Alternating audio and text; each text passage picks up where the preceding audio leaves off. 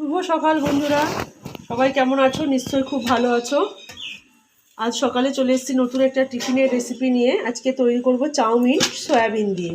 এখানে আমি কতগুলো সয়াবিন নিয়ে নিয়েছি, আর এখানে আছে চাউমিন, গাজর লম্বা লম্বা করে কেটে নিয়েছি, আর ক্যাপসিকামও লম্বা লম্বা করে কেটে নিয়েছি, আর এখানে আছে পেঁয়াজ কুচি আর কাঁচা লঙ্কা। তো ডিম ছাড়া আমি সয়াবিন করব। প্রথমে কিন্তু সয়াবিনটার মধ্যে দিয়ে দিচ্ছি গরম জল। এই গরম জল দিয়ে 10 মিনিট সয়াবিনটাকে ভিজিয়ে নেব। তো এই গরমে কিন্তু ডিম খেলে অনেকেরই অনেক রকম সমস্যা হয়, অ্যালার্জি হয়, পেট গরম হয়। সেক্ষেত্রে ডিম ছাড়া সয়াবিন দিয়ে এইভাবে একবার করবেন। তো প্রথমে সয়াবিনটা ভিজিয়ে দিলাম, এবার এটাকে ঢাকা দিয়ে রেখে দেবো। আর এদিকে চাউমিন সিদ্ধ হওয়ার জন্য জল বসাবো। সিদ্ধ করার জন্য কড়াইতে জল দিয়ে দিয়েছি, তার মধ্যে দিয়ে দেবো অল্প পরিমাণ লবণ, আর দিয়ে দেবো 1 চামচ সাদা তেল। এটাকে দিয়ে জলটা গরম হতে দেবো। দেখুন জলটা কিন্তু ফুটে গেছে। এবার এর মধ্যে দিয়ে দিচ্ছি চাউমিন।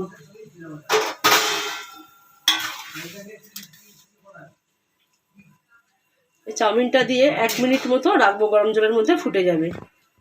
দেখুন সয়াবিনগুলো কিন্তু ফুলে বড় বড় হয়ে গেছে। এবারে সয়াবিনগুলোকে এই জল থেকে ধুয়ে পরিষ্কার করে চিপে নেব। সয়াবিনগুলো জল পাল্টে দুবার ভালো করে ধুয়ে নিয়েছি।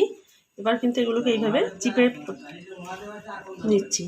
এভাবে সয়াবিনগুলোকে রেডি করে নেব।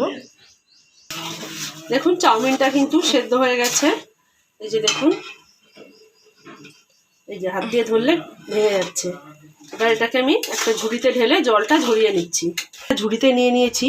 আর চাউমিন সবসময় কিন্তু গরম জল থেকে ঢালার পরে একটু ঠান্ডা জল দিয়ে দেবেন, তাহলে আর গায়ে লাগবে না। এভাবে একটু ঠান্ডা জল দিয়ে ধুয়ে বাস এবার এটাকে জল ঝরতে রেখে দিন। দেখুন প্রত্যেকটা সয়াবিন কিন্তু আমি এইভাবে 2 টুকরো 4 টুকরো সয়াবিনের সাইজ অনুযায়ী কেটে নিচ্ছি।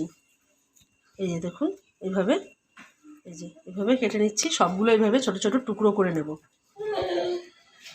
যে এইভাবে হয়ে গেল। আমি বড় সয়াবিন, আপনারা চাইলে ছোট সয়াবিন দিয়েও করতে পারেন, কিন্তু বড় সয়াবিনটাই খেতে ভালো লাগে। তো বাকিগুলো আমি এইভাবে কেটে নেব। এইভাবে ছোট ছোট করে কেটে নিয়েছি। এবার প্রথমে সয়াবিনটা ভেজে নেব। গ্যাস অন করে দিচ্ছি। প্রথমে কড়াইতে আমি দিয়ে দিয়েছি 1 টেবিল চামচ মতো সাদা তেল। তেলের পরিমাণ যত কম রাখবেন ততই ভালো, কেন বাড়ির খাবার হেলদি হওয়াটাই ভালো, বাচ্চারা খাবে। তেলটা গরম হয়ে গেছে। এবার প্রথমে আমি সয়াবিনটা ভেজে নেব।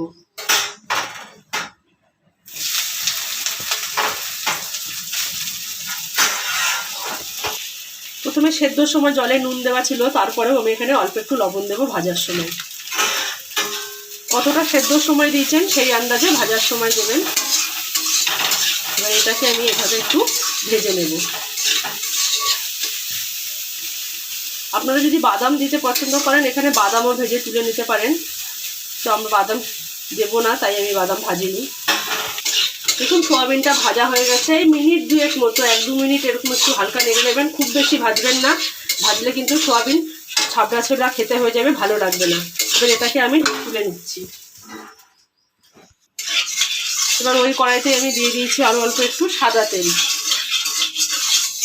তেল গরম হয়ে গেছে। এবার প্রথমে আমি দিয়ে দেবো এর মধ্যে গাজর কুচি। এখানে কিন্তু আপনারা আরও সবজি অ্যাড করতে পারেন, যেমন ফুলকপি, বাঁধাকপি, ডিম, এগুলো থাকলে দিতে পারেন। আমি শুধু গাজর আর ক্যাপসিকাম দিয়ে করছি। প্রথমে গাজরটাকে অল্প একটু নেড়ে নেবো। 1 থেকে 2 মিনিট গাজরটা আগে ভেজে নেব। গাজরের মধ্যে দিয়ে দিচ্ছি অল্প পরিমাণ লবণ। দেখুন এটা কিন্তু মিনিট 1-2 এর মধ্যে 1 মিনিট মতো নাড়াচাড়া করে নিয়েছি।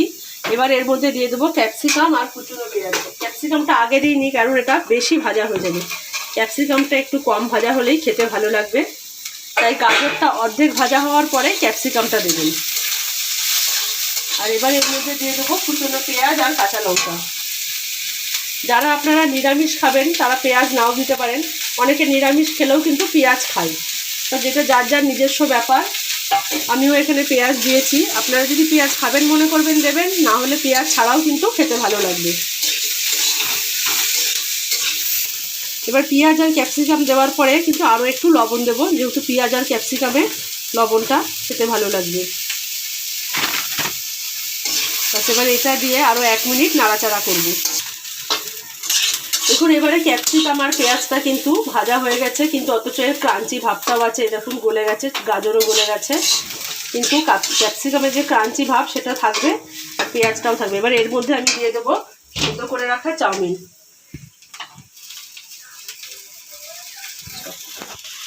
এবার চাউমিন দিয়ে সবজিটার সাথে ভালো করে মিশিয়ে নেব। আপনারা চাইলে কিন্তু এখানে চিলি সস, সয়া সস এগুলো ব্যবহার করতে পারেন, কিন্তু আমি বলবো করবেন না। রোজকার টিফিন হেলদি খাওয়াটাই ভালো, ওগুলো যতটা না খাওয়া যায় ততটাই ভালো। এইভাবে করবেন, এটার স্বাদও কিন্তু খুব ভালো হয়। ঘরে সবজি বেশি থাকলে আরও অন্যান্য সবজি যোগ করবেন, সেটা কোনো অসুবিধা নেই, কিন্তু চিলি সস আর সয়া সসটা না দেওয়াই ভালো, বিশেষ করে তো সয়া সস। আগে থেকে ভেজে রাখা সয়াবিন, আর সয়াবিনেও কিন্তু প্রচুর পরিমাণে প্রোটিন থাকে, এটা আমরা সবাই জানি। আর সয়াবিন খেলে কিন্তু কোনো শরীরেরও ক্ষতি হয় না, একটা মুখরোচক কিন্তু হেলদি খাবার। এভাবে আরও মিনিট খানিক নাড়িয়ে নেব, সব দিয়ে একসাথে খুব ভালোভাবে এটাকে নাড়িয়ে নামিয়ে নেব। এটাকে কিন্তু খুব ভালো করে ভেজে নেওয়া হয়ে গেছে। এবার এর মধ্যে দিয়ে দেবো অল্প একটু বিট লবণ। নুনটা চেক করে নিয়ে দেখে সামান্য পরিমাণ বিট লবণ, কেন এখানে কিছুই মশলা পড়েনি, তাই এখানে আমি অল্প একটু বিট লবণ দেবো। আর দিয়ে দেবো সামান্য একটু গোলমরিচের গুঁড়ো। এই গোলমরিচের গুঁড়োটাও কিন্তু ঘরে বানানো, গোটা গোলমরিচ শুকনো খোলায় ভেজে তাকে গুঁড়ো করে নেওয়া হয়েছে। বাস হয়ে গেছে। এবার এটাকে দিয়ে আমি ভালোভাবে মিশিয়ে নেব।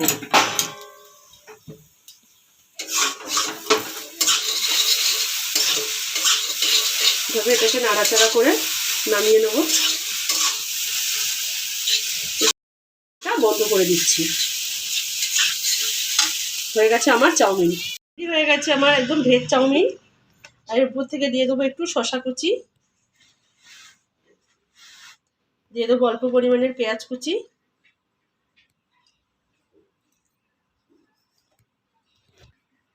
আর উপর থেকে দিয়ে দিচ্ছি সামান্য টমেটো সস।